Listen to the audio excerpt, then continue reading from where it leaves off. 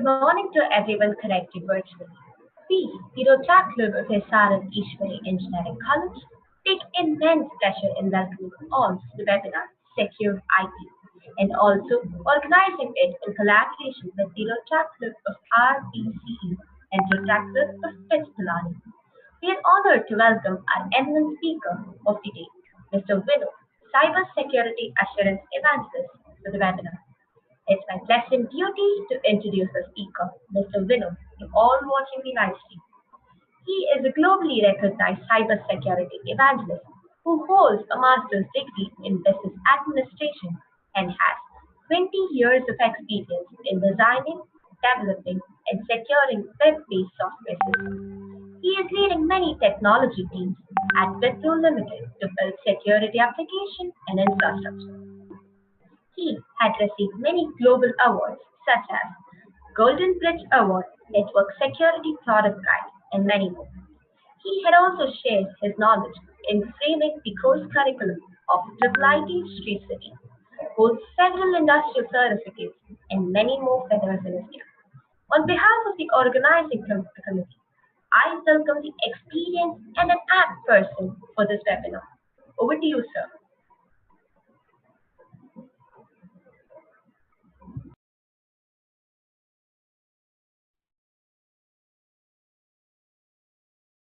Hey, good morning all. Are you able to hear me?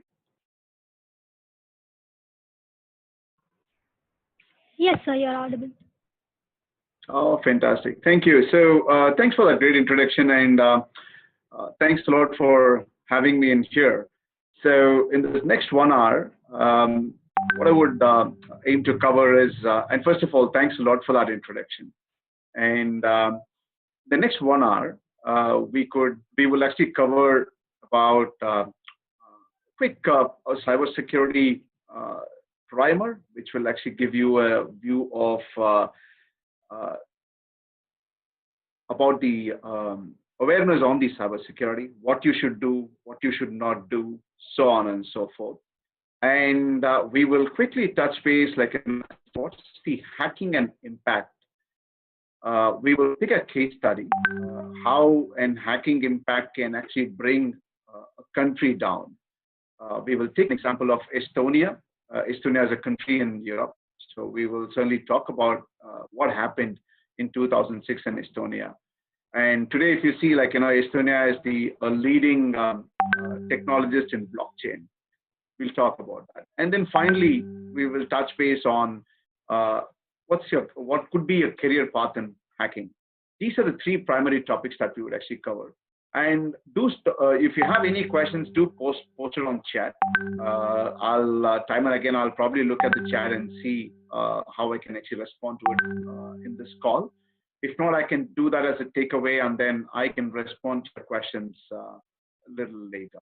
Right? So with that said, before we jump onto the slide pack, are you able to see my screen?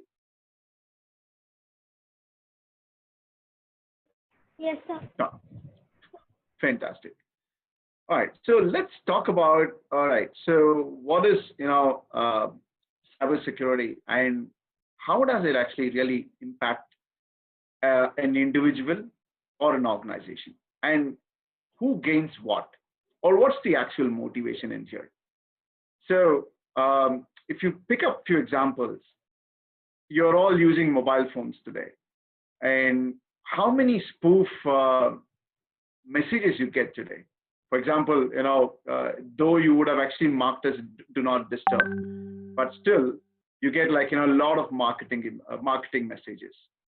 So without even stepping into the store, you get those messages, right? How is that possible? It means someone else has actually shared your data. For example, it could be as simple as your mobile phone, or you could have registered your mobile address, your mobile phone, or your name, your date of birth, or your email ID in some or the other form in any of your websites, in any of the websites that you might actually visit. So that's where, like, you're sharing your information. It starts all, like, with sharing your information with unknown people or unknowingly. So that leads to, where they actually publicize your information. And there are certain ways to do that. Like, there are certain legal ways to do that. There are certain illegal ways to do that. For example, like, if you go to if you know any of the customer support executive in any of your telecom providers like Airtel or Vodafone, I've actually heard you pay X number, you pay like, 2,500 rupees and you get like, 1 lakh mobile phone numbers. So it all boils down to the people. The people should be like, fairly very responsible, like, where they're going to like, give their numbers. And that's what we're going to talk about. And how would you know that your number is actually being leaked or your personal information is being leaked? What are the avenues of the leakage of your personal information? And how do we, block it? So that's what we will actually see in the first session, or like, the first part of the discussion. And what benefits the hackers, right? So by getting all your data, they're going to sell your data, in the market. So this is where, like, we call it as a deep dark web. Few data, like, your personal information can be sold, on the internet. But if it is going to be like, your credit card information or anything with respect to health records, these are all like, fairly a very good privacy information. So these are actually sold in the deep and the dark web.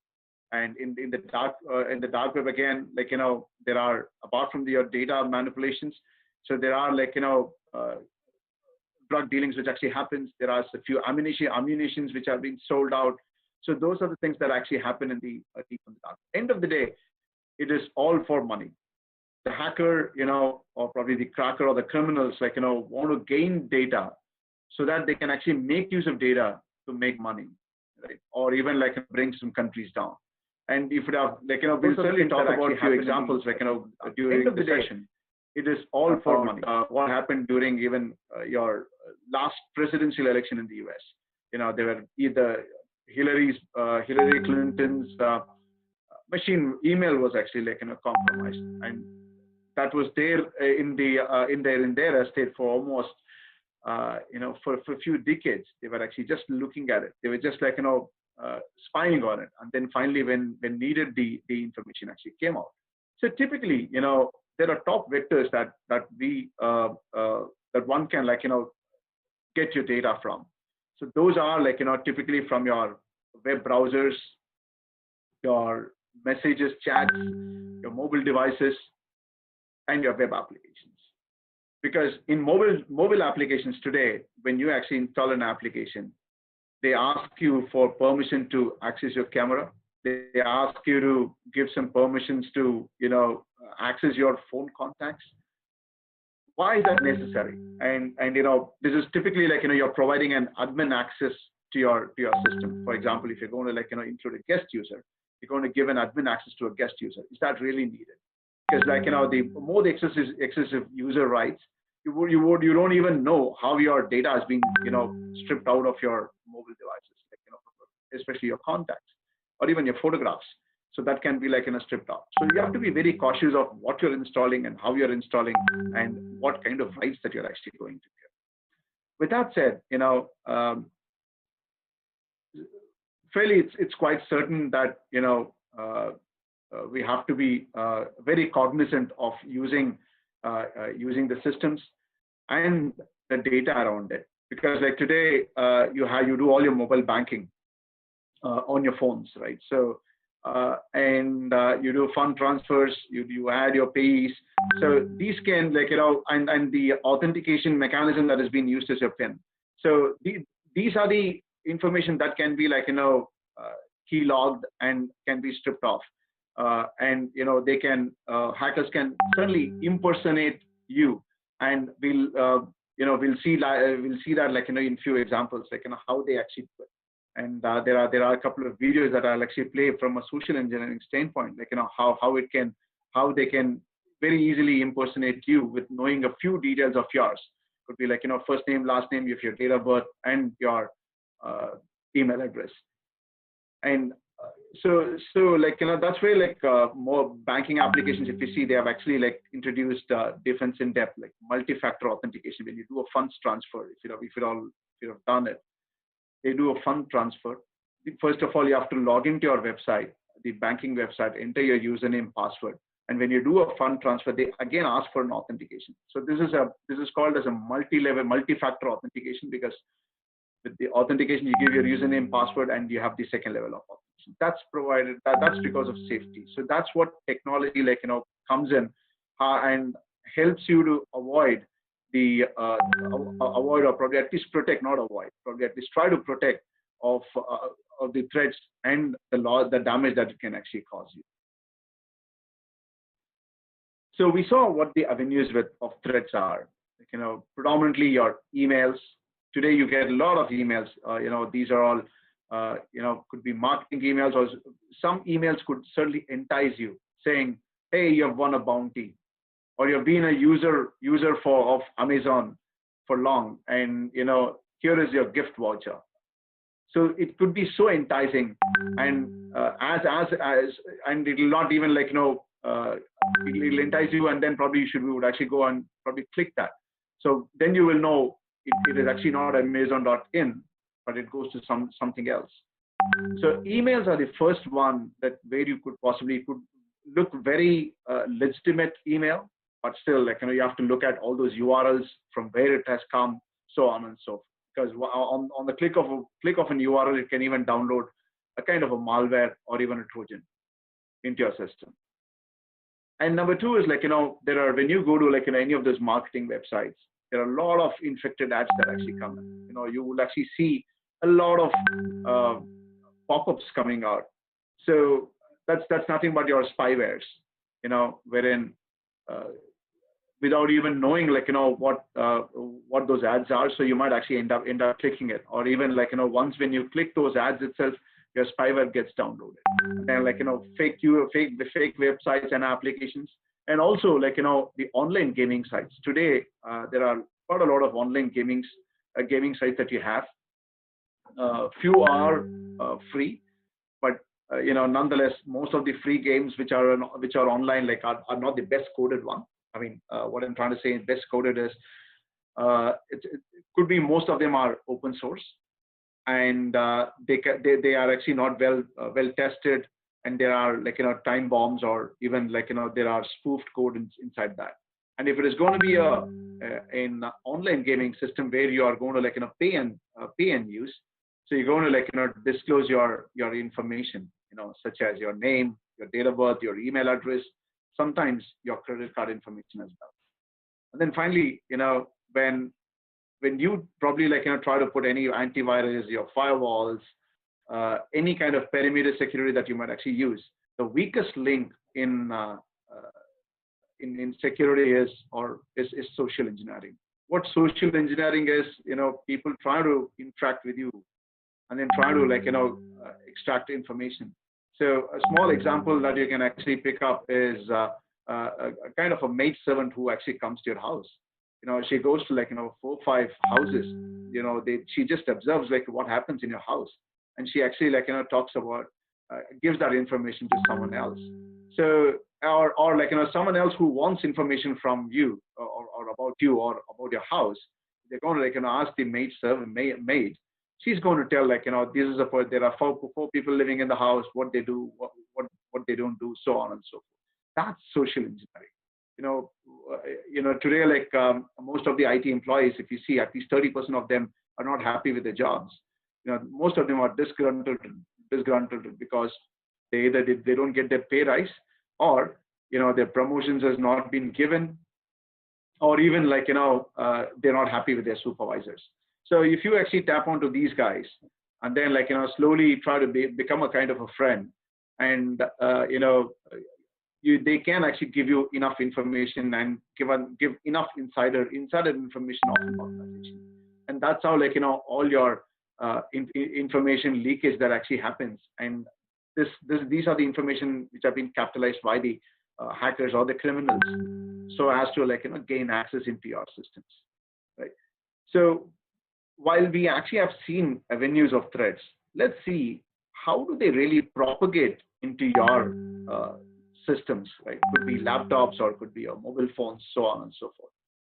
So barring the people aspect, from a technical standpoint, if you look at it, you have, I mean, these are all terms that you would have known for long now. Like, it could be viruses, worms, Trojan horses, logic bombs, and rootkits and botnets. Let's see individually like what these are. A virus is a program which has an extra code, that can infect your another program. So as to the idea here is to idea is to like spoil the system or spoil any of those exes from not being getting executed. So as to it changes like the end goal for a virus is to just crash your computer. So the impact could be you would actually lose some data in case if you have everything on your laptop or your desktop. If it's going to be a cloud, if you're using it in a cloud, it's not a problem because the cloud provider would actually take care of it as long as you have enabled your backup and recovery services. But nonetheless, a virus is nothing but like where it can replicate itself, and what all it can actually do is try to like malfunction any of the key executables. Could be your .ext files or could be your .dll files, that is the dynamic link library files, so as to crash your hard disk. Worms, generally it happens across the network, and it is a kind of an independent program that could be like downloaded from your emails, or whenever you open your text file, you can actually again attach a kind of a worm in that. It need not need to be attached within a file. It can it can spread by itself.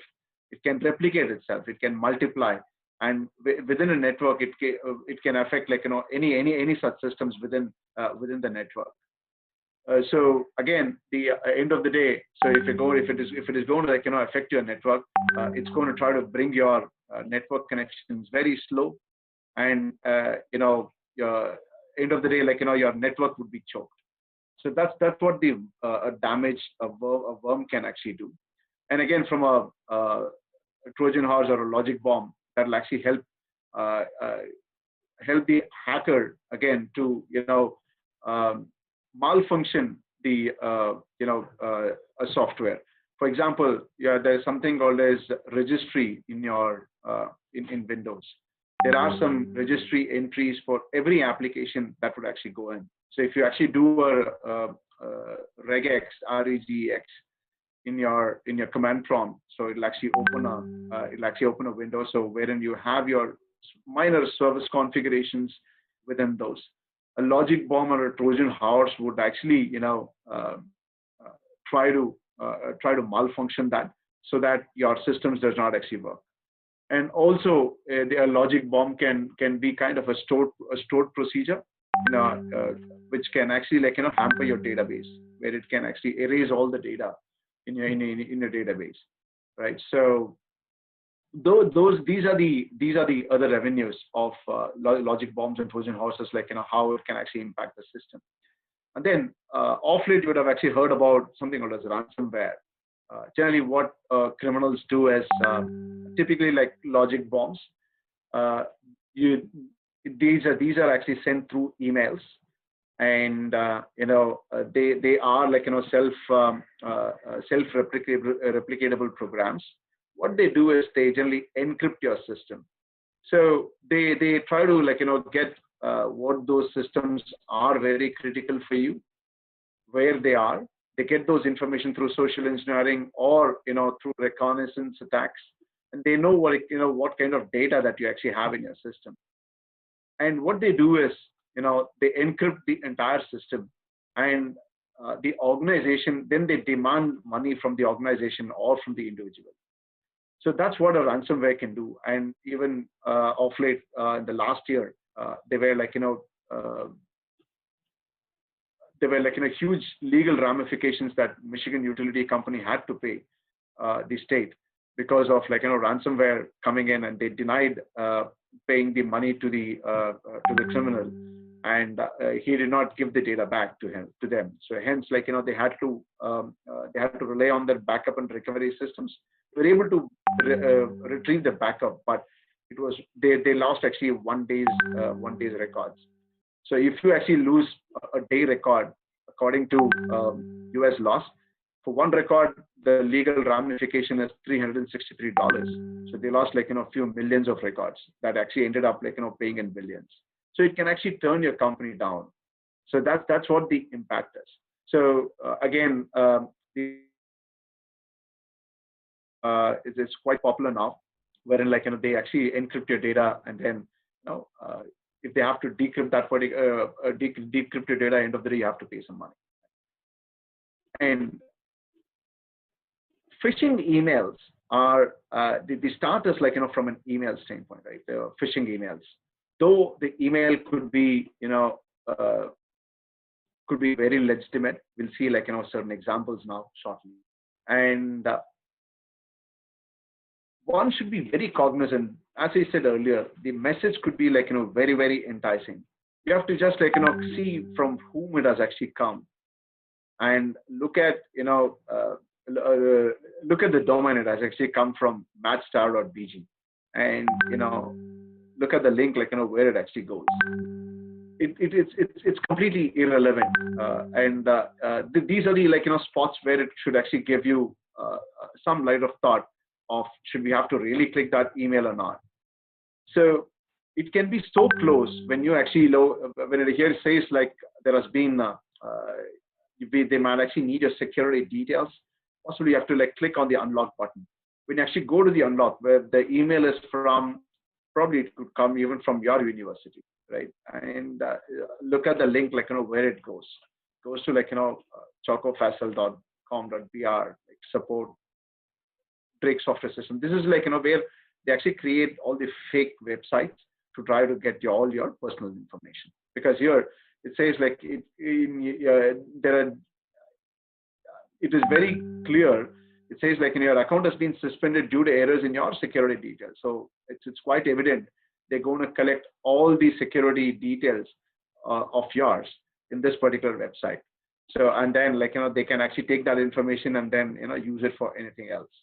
And here in this scenario, LogMeIn is a famous third-party remote logging system. This is actually used for all remote logging, and it might be very, very evident that this is the template that LogMeIn uses, and this email looks very, very legitimate. And if you actually look at in fairly very detail, right? So if you actually look at this URL, I've actually zoomed in here. It says LogMeIn. Generally it is actually LogMeIn. So they just added n. So you will not be able to pick that differences in those emails. It is so you have to very, very be very careful when you actually look at a URL. When you read that URL, the email is very legitimate. If you actually look at it, this is how you get an email from LogMeIn. It can you might actually get these emails day in and day out, and you will be very confidently going and clicking on that particular URL, but unfortunately you would actually click on a phishing URL that can actually take you to a different page. Then only you will actually realize you're on a different page, and by then it could be a little late, because the worm or the virus would have actually been, or a spyware could already be installed in your system. So let's look at this email as well. It's quite legitimate, but it's little scary as well. Why I say that is it's actually the Eastern elevator is the from ID. But if you actually look at where R and N are almost very close. So if you actually look at here, it says East Me. So Eastern and East Me, where R and N can actually resemble M. So that's the difference here. So you have to be I mean, this is how the hackers think, how they can actually impersonate an organization so that they can compromise you as an individual to provide your personal data. So these are a few examples of your phishing, your phishing emails. And again, you could actually have the from address says like, eBay billing department, and where they're actually asking for all your privacy information, your social security number, credit card numbers, login IDs, passwords, email, so on and so forth. First of all, how is this possible? I hope you would have configured your email addresses, right? So you are still using a POP3 or an IMAP account. These are a 30-year-old technology. Just understand, emails were what identified or probably like discovered and came to use 30 years ago, and that's where like POP3 and IMAP accounts are there. Like now, the recent days, like after Office 365, it's a different story. It's changing it, but from a hacker standpoint, what all he has to do is he has to impersonate or like pretend that he's from a logical source. So you will be able to change your name if you're using your POP3 accounts. You will be able to change in this scenario. Just take this as an example. You have your eBay billing department. How can I actually do that? So you just change your name to eBay billing department. So when you receive your email, it'll actually impersonate that you are sending email from your eBay billing department, and the email address can be anything else. The email address can be yours, as long as if you're not going to double click and see that email address, you will not know. So that's if you're a regular eBay or an Amazon user, so you will actually not know that. So until and otherwise you don't do a double click, and when you actually see those, you will be able to understand the email is a phishing email by reading the content of the email, the tone of the email. If you're a regular Amazon customer, so if there are any promos which are actually coming out, you will actually make it out by reading the content of the email. So once you know, like if they are going to demand any security details or any user information from you, so you could be very certain that the tone of the email is a phishing email. So that's about phishing and the various ways, like the hackers think to send you a phishing email in order to get a virus into your system, or probably like impersonate as a different organization to get your security data. Right. And then the next step is around social engineering. So we actually spoke about the social engineering earlier. It can be your maid at home, or it could be your friend. There could be another friend, a common friend who wants more details about you. So these are all the social engineering activities, right? And it can be, from a hacking standpoint, it is actually used in a different level to gain access to, we call that as a privilege escalation. So wherein a user of third level trying to gain access of an administrator, right? So he uses he could actually use various techniques in order to identify or probably do certain social engineering activities, ask various questions in order to get those details. So I'll probably play two videos now to understand what social engineering is and how weak we are as human beings, or probably even trying to be fairly very social with people, and without our knowledge we are actually communicating our passwords. I'll just play a couple of videos now. Just let me, when you are able to see my screen. Are you able to see my screen now? Just a quick verification. Yes, sir. Fantastic. I'm just playing this video. Just let me know if you are able to hear the audio as well.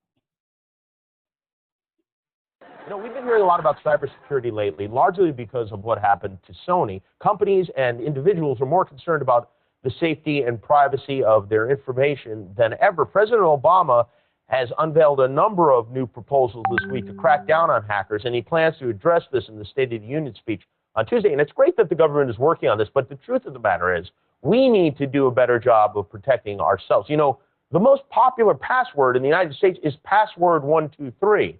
And as long as that's the case, we're vulnerable. So today we sent a camera out on a Hollywood Boulevard to help people by asking them to tell us their password. And this is how that went. We're talking about cybersecurity today and how safe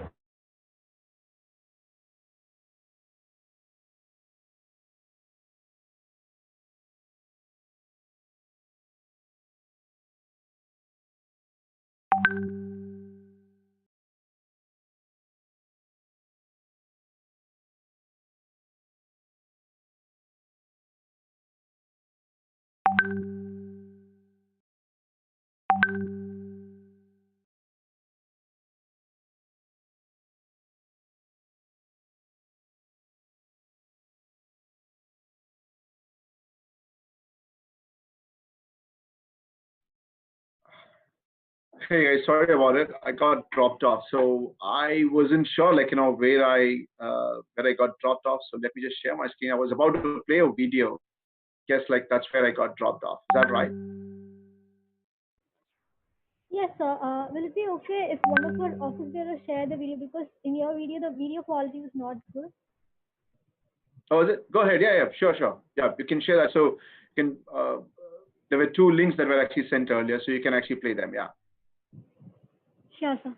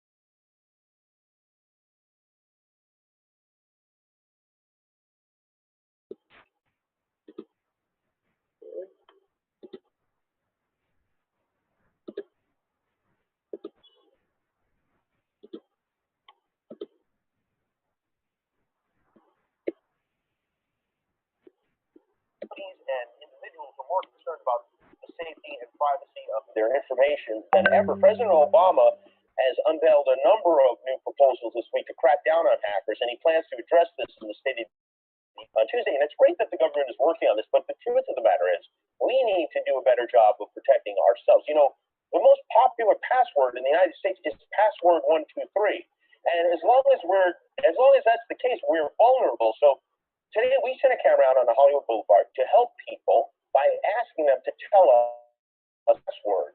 And this is how that went. We're talking about cybersecurity today and how safe people's passwords are. What is one of your online passwords currently? It's his name and the year I graduated from high school. Oh, what kind of dog do you have? I have a Chihuahua Papillon. And what's his name? Jameson. Jameson. What's school? I went to school back in Greensburg, Pennsylvania. What school? Hempfield Area Senior High School. Oh, when did you graduate? In 2009. Oh, great. It's like my cat's name and then just like a random number. Okay. And you had this cat for a while? Yeah, she's my childhood pet. Aw. And what's her name? Her name is Jolie. Jolie. So like a password, you're going to be Jolie and then a number. Yeah. Like number one? Like my birthday. Oh, when is your birthday? Oh, nice. What year were you born? 95. Oh, great. So Jolie, 6/12/95. Yeah. Got it. So you mean to give my password right now? No, I cannot do that. Wait, we all want to know what it is so we can tell you if it's strong or not. Oh my goodness. Let me think. Okay, one is Tel Aviv. Yeah. 468, and then Israel. It's, but it's for me it's strong enough. Ireland 1234. Gemma 123. Spelled Gemma.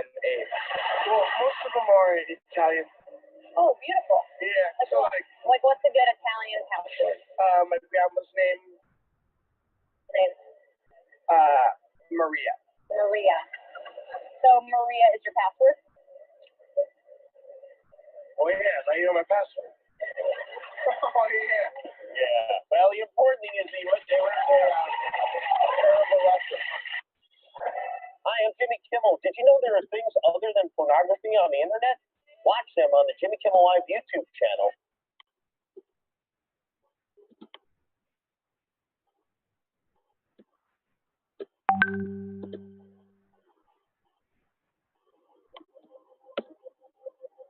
So I invited him to the world's best hacker to try to hack me, show me where my vulnerabilities. Would you mind playing the second link as well? Yeah. 1 minute, so much. Sure.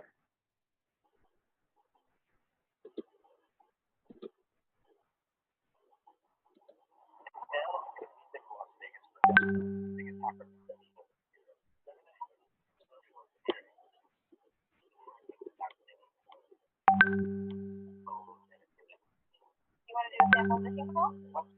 Phishing is quick notification. And basically, what we do is extract information, working later.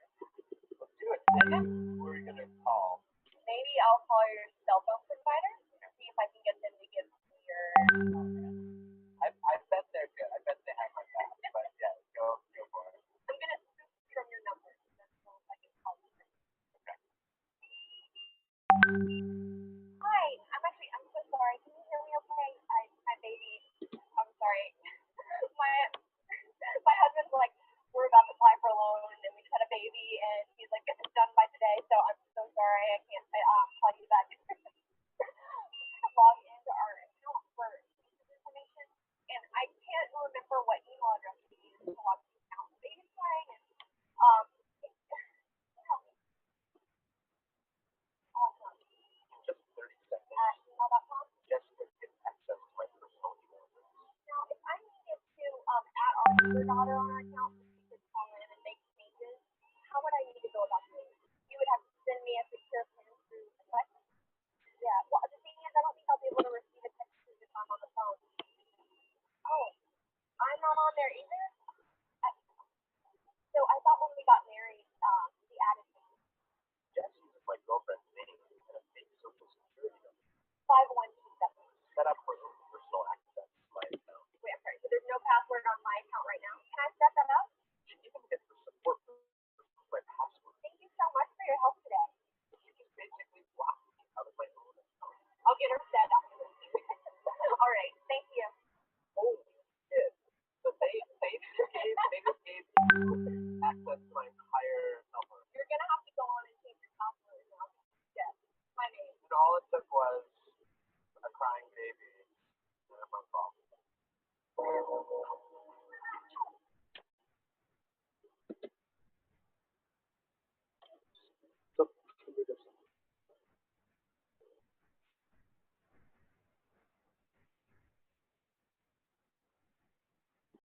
All right, that's fantastic. So thanks for playing that video. So bottom line, I'm not sure how many folks have great internet connection, but you can certainly these are the videos in YouTube. You can certainly have a quick look at it. The bottom line here is to get your personal information. Number one, either talking to you, that's social engineering. Either talking to you to get your passwords out, or impersonating you with a call center folks to see to get your personal information. So end of the day, the idea is the hackers can actually use the data for anything or everything that they want to. So it's about each individual to be more protective on their data, so that they're not vulnerable to any such kind of enticing emails or enticing offers, so on and so forth. Even now, when you go to any of the supermarkets, they ask your name and phone number to drop, and they say you have a lucky draw. So you really want a lucky draw, so it's up to your decision that you have to probably pick and choose if you want to take it. And with that said, let's understand. We understood first step was to understand what are the avenues of attacks, right, and how they can propagate. What are the mediums through which they actually propagate? And now let's understand who actually does it, and what are the different types of people who actually do it. generally, when in a hacker community, there are three categories. So the first one we call them as script kiddies. The second one is the crackers, and the final one, or the third extreme level, are the criminals. So generally, the script kiddies are nothing but who are very inquisitive on computers, who wants to try to experiment more things, but it'll probably copy pasting, trying some softwares which are open source, trying to execute those programs, trying to make few modifications of it, but it does not actually have much of legal ramifications. So those are the script kiddies, or especially the guys who actually start programming or a kernel level programming, bash level programming are these script kiddies. And the second guys are the hackers. Generally, what they tend to do is they write codes. They understand the methodologies of how data can be extracted or how a website can be compromised. You could actually verify OWASP.org, OWASP.org. So those are it's a open source platform or a community that actually publishes what are the vulnerabilities across the web applications or mobile applications, so on and so forth. So with that, the end of the day, as we said earlier, the hacker is trying to get the data out. So it could be from injection attacks, where they try to it's performed on the databases, where they try to get your database information, or probably use buffer overflows mechanism so that they can crash your system, or try to gain the passwords.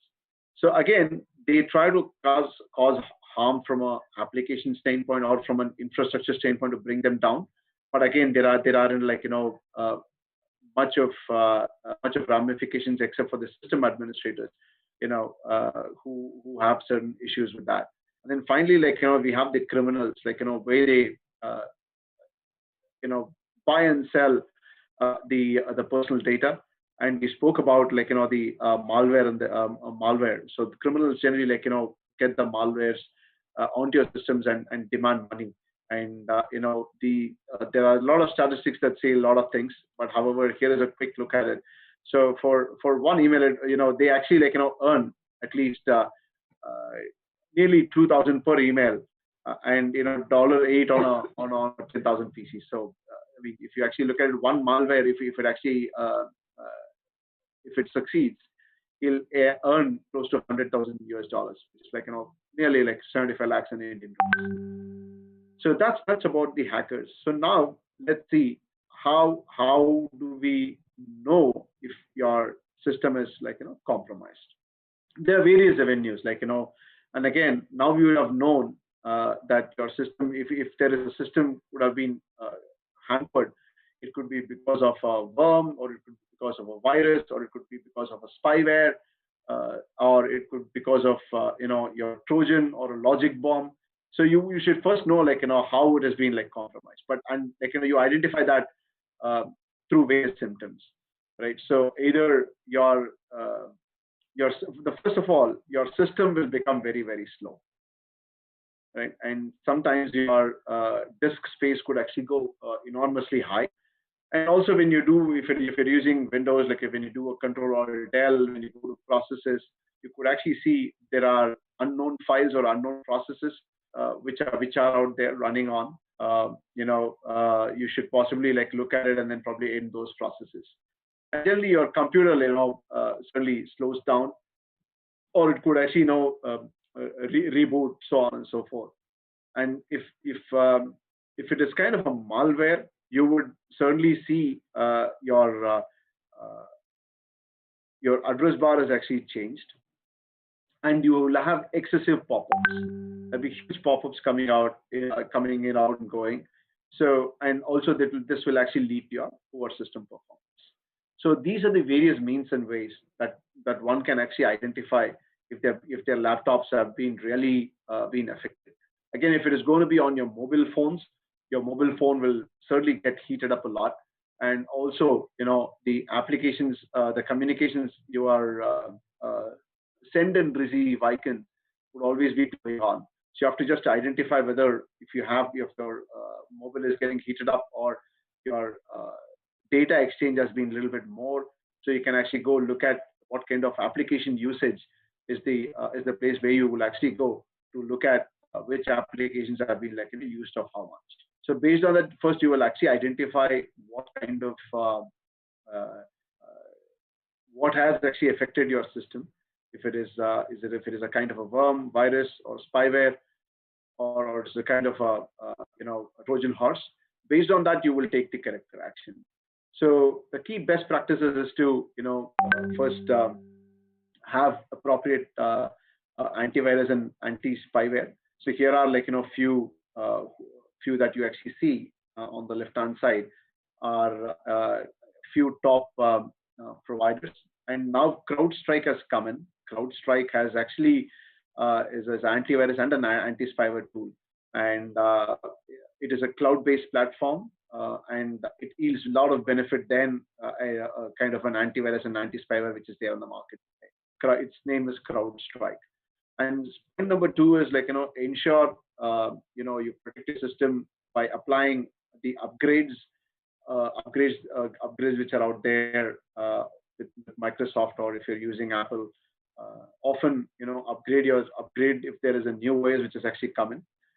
They come in for two reasons: either there are new features that are being introduced, or they would have actually fixed their existing security patches which were flawed in the previous versions.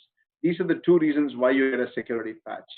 So ensure you have your patch being updated on your system. And remember, passwords aren't pass around words. So don't share your password with anybody. So today, if you see, even in organizations, generally folks, the system administrator folks who are on shift or who are on off shift, or a friend who's trying to cover another friend, you keep sharing your passwords. So just ensure you don't share your password. And also you saw those videos how easily people are able to guess the password by asking correct questions, and you giving responses to those correct questions. They will be able to guess your password. Just ensure the passwords that you actually have are very strong. A strong password means it should be bare minimum of 8 characters, That will make people think about it, or in case if you're writing a brute force attacks, it might increase the number of combinations. So you should actually have a capital letter, a small letter, a numeric, and and a special character. So now you would know what's the reason of proposing a kind of a complex 8-digit character, minimum of 8-digit, and with the 4 different variances of passwords that will actually help you to save your account details with you. Then finally, let's understand what defense in depth is.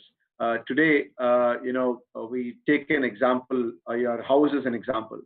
First, within your house, you might actually have if I have to, or if a criminal has, or a thief have to come in, you have a lawn at the front, or you will actually have a portico at the front of your house.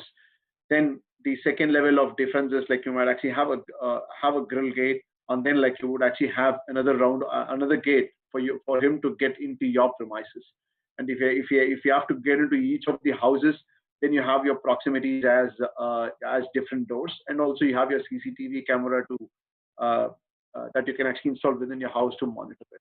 So these are different levels of defense. And then again, if you take an example of a castle, you cannot actually approach a castle immediately, right? So there is a huge ramp which is actually built in front of the castle. For you to reach that particular castle itself, for a thief, it might take bare minimum 15 to 20 seconds, and then there are huge walls for him to breach and then probably get in. So get into the particular castle. And again, there are certain levels levels within each of the layers that then once he actually gets in, there are different layers of security which has been applied within a castle. So this is what similarly that you'll have to do in a typical scenario of your organization, or or even in your home scenario. So wherein if you have to, end of the day, the holy grail for a hacker is to get that particular data out of your system. So for that, you could actually have a host-based firewall on your system. Ensure you have the anti malware and antivirus being installed, and also equip with them with all your security patches. So a hacker has to compromise the number of levels of data, the number of levels to get to that particular data. So this is what we call it as a defense in depth in the security field. So as long as you make it more difficult to get to that particular data, is what defense in depth. So that's where your security controls come in. Right. So and then finally, you have to be very wary of the pop-ups that could actually come out, and ensure you always don't click on yes, no, or cancel. Always ensure you click on the particular cross button in order to close all the pop-ups.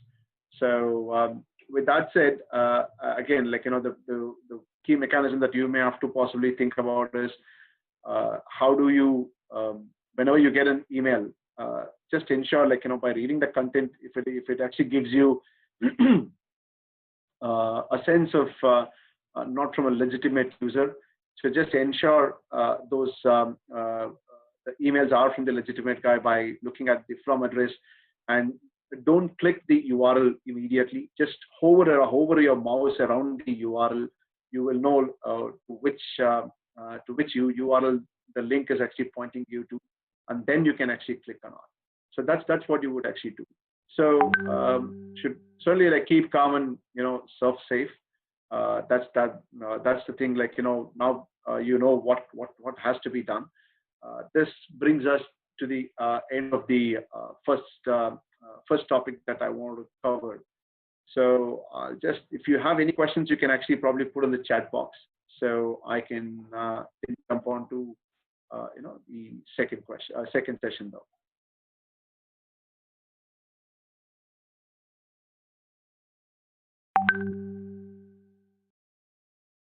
Right. So we just also had a quick question. So we just hit on the top of the hour. So just wanted to check. Can we continue for 5-10 minutes, or do you want to pause out here?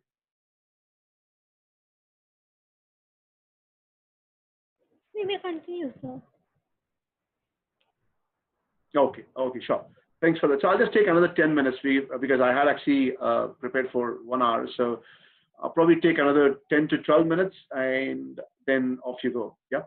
So now you understood what how an attack can surface, what are the avenues of threats, and how it can actually happen, and how you can actually avoid it. So I'll just I'll give you a quick example of what it can actually impact countries, and this actually happened in 2006 to a country called as Estonia.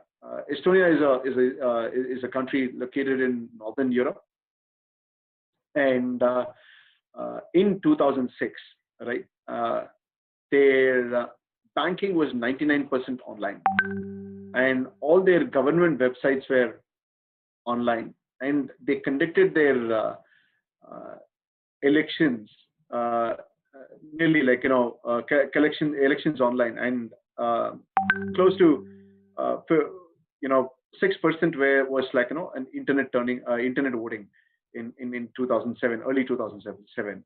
And if you see their tax were being filed online almost 86% in 2006.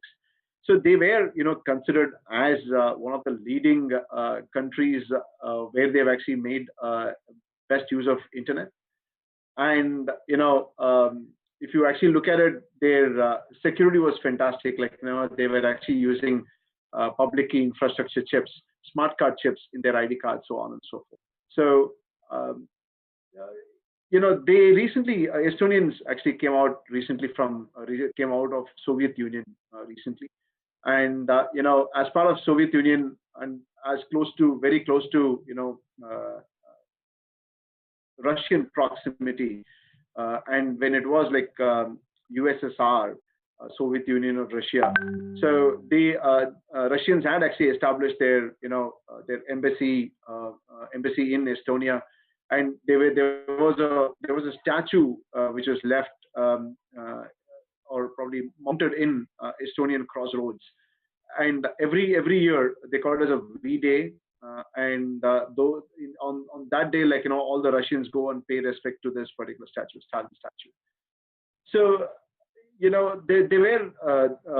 were a few ramifications within Estonia saying, since they have actually come out of USSR, they should possibly remove this particular statue. And the next V-Day, they decided that Russians should not actually enter Estonia. And this was like this is where the whole topic or the political ground actually started. And the Russians was almost outburst, and then they said there's not going to be wars this time, so it's going to be like completely on a they'll do the cyber attacks on Estonia. And it started off like in 2 days, they got access, that is on a Saturday and a Sunday. They were able to get access to the systems.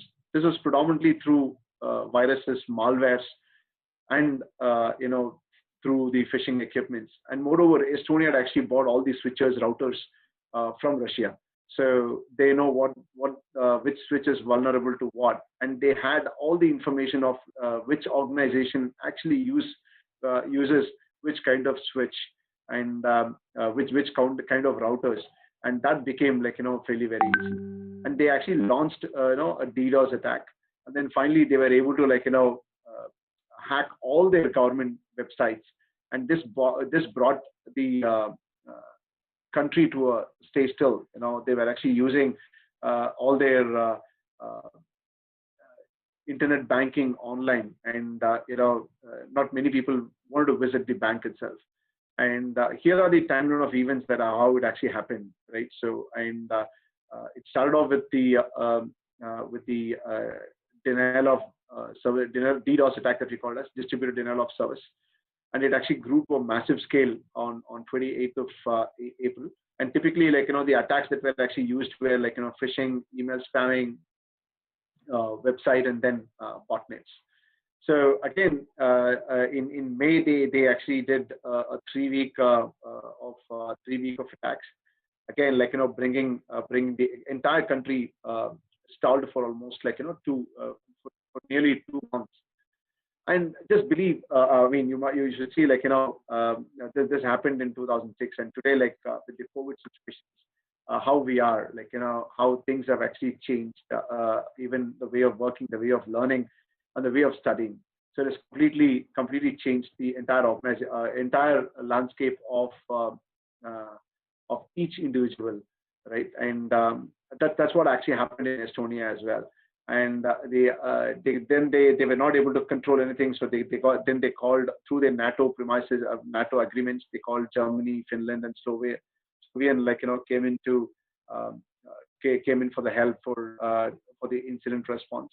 And then by July 2008, this started in April 2007, and only by July 2008 that they were able to clean the entire legal ramifications of their internet farms. And at the end of the day, what's the lesson learned is they do not actually have a great business continuity planning. That's what the BCP is, and lack of effective monitoring. So you should keep monitoring your systems around what's happening, so on and so forth. That's where I said, just if you know that your system is slow, just press your Control Alt Del. Look at the traffic going out and coming, and look at the processes. If you're actually using any Linux versions, so just see your process IDs, so that you should be able to kill those processes which are unnecessary, so that your system is all up to date. And then finally, what all did was it made further you as the great beneficiary by establishing your homeland security. So these are the great ramifications or the impact that can actually come through hacking. So it can even bring a whole country down. That's what it can actually do. And then finally, into the third session that we want to cover was if you're actually interested in getting your career path in hacking, how would you do it? First understand, you can be either a builder or a breaker in a hacker community. So what we saw was like the script kiddies, and you had a cracker and you had a criminal, right? So those guys actually fall into your the breaker community. And then what builder is like, builder is kind of when applications are developed. So you ensure there are enough security controls that are actually applied in terms of developing the software, right? And the next step is the guys who are between the hacker, neither a hacker nor a builder nor a breaker. So is the defender. So who is generally like in between, a kind of a cat on the wall, who can talk about builder and breaker, but not good in both. So typically a builder would actually have a skills on how do you set how you can set a policy and standards, education awareness of like what are the do's and don'ts from a cybersecurity standpoint, and you can become a kind of a security architect by performing threat modeling. Modern threats are nothing but like looking at the websites and understand or probably give a perspective of how an attack can come, or what would be a easy piece for a hacker to enter into your system or break into the application. And then you perform static code analysis, that is like running various checks on your code so that you can identify vulnerabilities and then fix them. Or dynamic analysis, security testing is nothing but during your runtime. Static analysis is done on the code base that you would develop. A dynamic application analysis is nothing but running the probably like doing the tests on the runtime of your applications. So during your runtime, when you actually use it on your browsers, that's where your runtime is. So you apply security controls on the runtime of the application.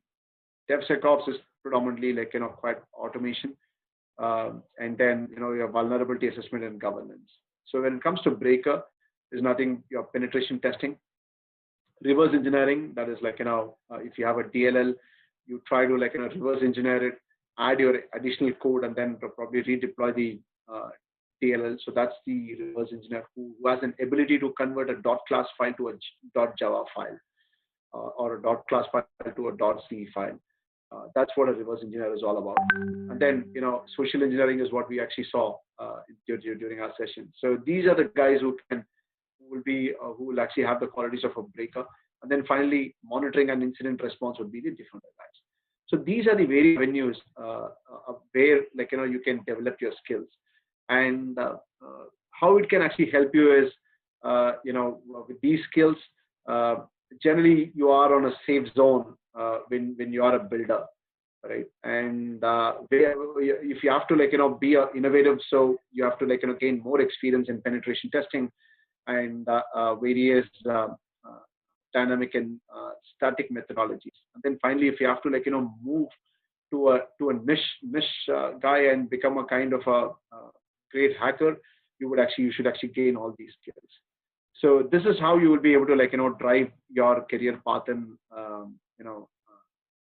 hacking. So the first step is to acquiring you should certainly know development. So you should possibly understand a few development languages. It could be like start off with .NET or Java, and you should certainly have a good knowledge of C as well. And then like other probably package softwares which can actually deal with system internal commands, like either it could be Python, Perl, or Ruby. Right. So when you actually start off with these baseline skills, you understand what your development and the secure coding means is, and then you can actually move on to the penetration testing and then into the advanced penetration testing. And then this can enable you through its few certifications. For students like you should start off with CompTIA, this is your the certification, maybe probably by end of your second, third, or fourth year, if you are able to do the CompTIA and then EC Council, the first one CEH, you're of a great advantage, because when you actually move out of your college, so you would actually know wherein the lot of organizations are picking people and then probably doing a training, and for a particular resource from a fresher to become productive, it takes bare minimum 6 months. But in your case, you will always be ready when you go out of the college itself. So that's the advantage that it can actually give. So to that, you should start off with the CompTIA certification and then probably move on to EC. That's pretty much what I had, guys. And I would quickly stop my screen. And yep, that's pretty much I had. And thanks for having me. And look forward to talking to you in further other sessions and few other topics if you want to reach out to me. Thank you, guys. Have a good day. Over to you.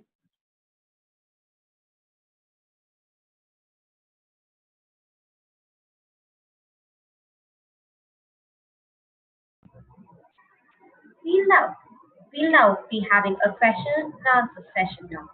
So kindly use the raise hand option so that the host can unmute you or post your questions in the chat box.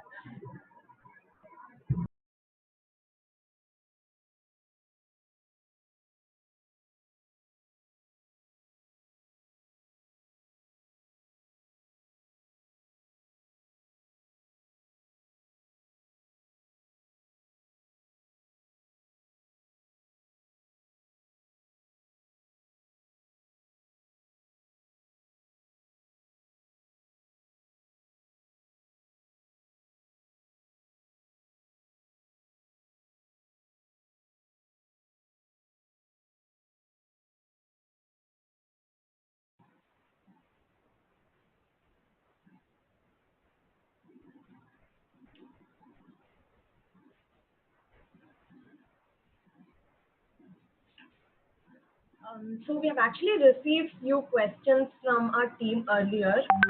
Would you like to answer those?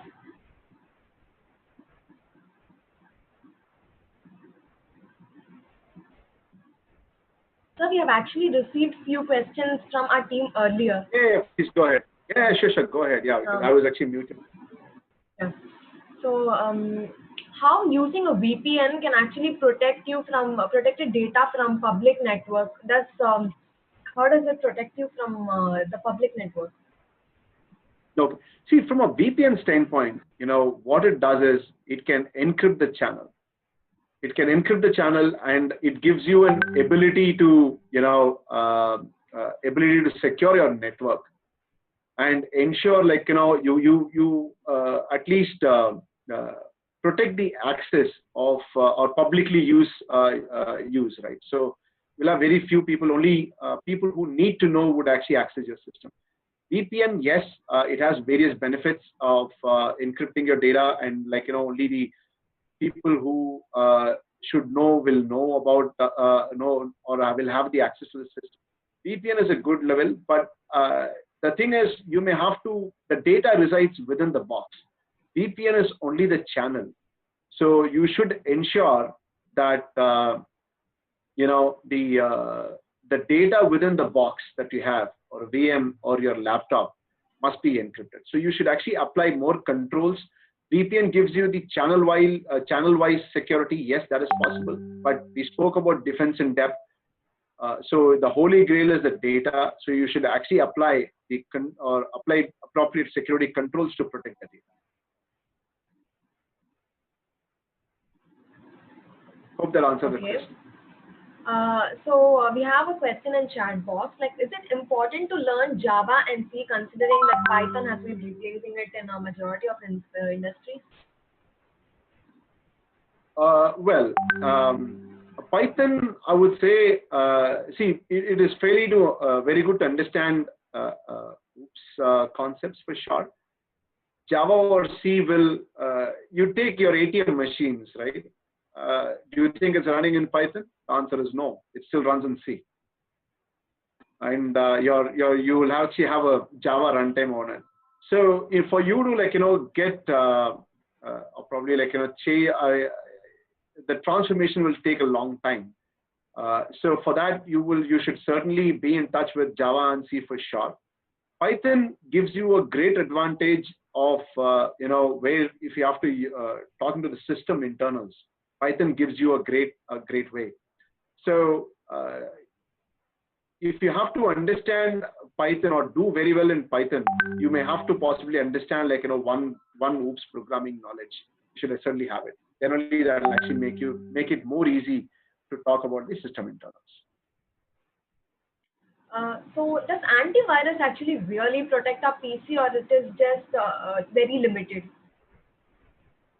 Well, see, it is all signature based.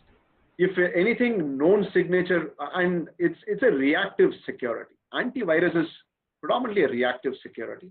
The reason is antivirus understands or probably protects your data, or it protects your laptop or a computer for known patterns, because it's all pattern matching. Antivirus is nothing but all kind of a pattern matching which is being used inside the technology. So it is very good in stopping what is known. But if there are any unknown or new viruses which are coming in, that's where it actually doesn't have a capability of identifying it. And hence, always when there is a new virus which has come in, you have to run an update of your antivirus, and then you have to rerun. Then it will actually show those viruses which are already. So we have another question in the chat box, like why cannot we trace the location of the hackers? Like when in the case of a ransomware, we pay the hackers for the information. They pay in the case of ransomware, we have to pay these hackers. Then why cannot they be traced? Yeah. So the technology and the underlying technology which is being used, right, are far more sophisticated than what any organization today possesses, or not only organization, even banking transactions, or even your federal agencies. And moreover, we spoke about deep and the dark web. There's something called as Tor browsers, the onion router that we actually call it as TOR. It gives you an ability. This is predominantly used. This is what is predominantly used in the deep and the dark web. When you actually use a kind of that technology, it's going to throw you everywhere. And the deep and the dark web is primarily used only for this, where they actually be under a cover to do certain things. And that's what, with that said, it's technology, right? So you can actually use it either ways. And every time, a hacker will actually employ a new way of theft, right? So having controls for everything will be fairly very difficult, rather than you can control yourself. That's the best thing that you can actually do. That's the reason you're not able to identify or probably trace the a person who's actually doing it. Or probably on a lighter note, you're not even able to trace Nityananda today. Where is he, right? So people are saying, though he is actually publishing a lot of videos in the YouTube almost every day, you're not able to trace him. So this is the mechanism of the deep and the dark web. One small example of it. So we have another question. So are there any chances that these hackers can have access to our cameras and mic and access it without us knowing? Not really, though. It will actually need, you will have to possibly have installed an application. And if that application goes rogue, that's the reason when, as I initially said, when you're going to install an application on your system, you're invariably are giving them access to your camera, access to your phone contacts, so on and so forth. So just be wary of those.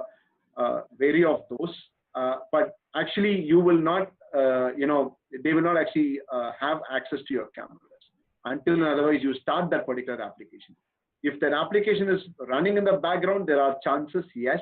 But if the application is, ensure you don't have any applications running in the background. Then in that scenario, any applications will not actually have their access to your camera. And if you're actually using a laptop, ensure you have a lid on your camera. So just close it you can actually open it only when it is actually needed, so on and so So what is actually bash scripting? Like, is it important? Yes, it is actually important. When you bash scripting is nothing but like if you have to work with your internal commands. I mean, from a system internals on, especially from a Linux standpoint, or if you actually could use any flavor of Linux, Linux, it would be Fedora or your Red Hat, so on and so forth. So bash scripting is nothing but it is again a set of instructions. That can that will be executed in a sequence way, in a sequential manner, or it can even call another bash script and bash script, nested bash scripts as well. It is good to know because most of the system administrators will use scripting a lot, because they actually work with the system internals a lot. When you work with Python, and if you want to know, or if you want to be a kind, or want to have your career within hacking, so you should certainly know what bash scripts and how the Python internals. I mean, using Python, how do you actually access the bash scripts, so on. Okay. So another question we have, sir. So it's a layman question. Like, if our PC is hacked, what are the immediate steps do we have to take? Okay. We saw certain symptoms, right? So with those symptoms, if you know that your system is actually hacked, first thing is go to the process ID. If you're actually using your Windows systems, do a Control-Alt-Del, go to the Processes tab, see what kind of different applications are being installed. So ensure you actually uninstall them, and then monitor the traffic. There are a lot of either you can actually look at the CPU spike by usage, or there are softwares such as Wireshark. You just install those software Wireshark. It will only monitor where the traffic is coming from, where the traffic is going out, so that you can actually ensure.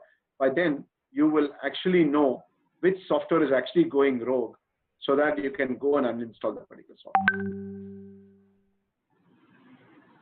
Thank you so much. Spyware is also another, not a problem. So one final thing, spyware is another component which can let you know whether your system is actually hacked or not, and it can actually block those traffic from going out. Sorry.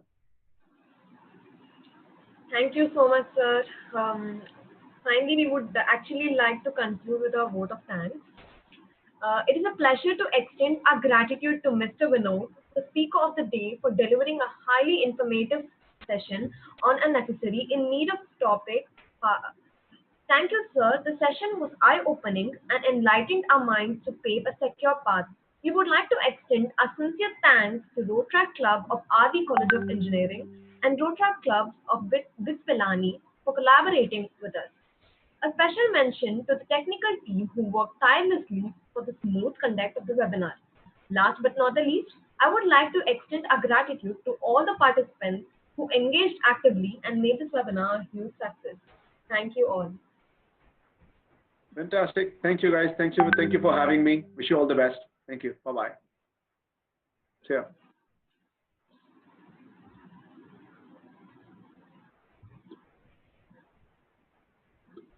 Thank you, sir. Bye.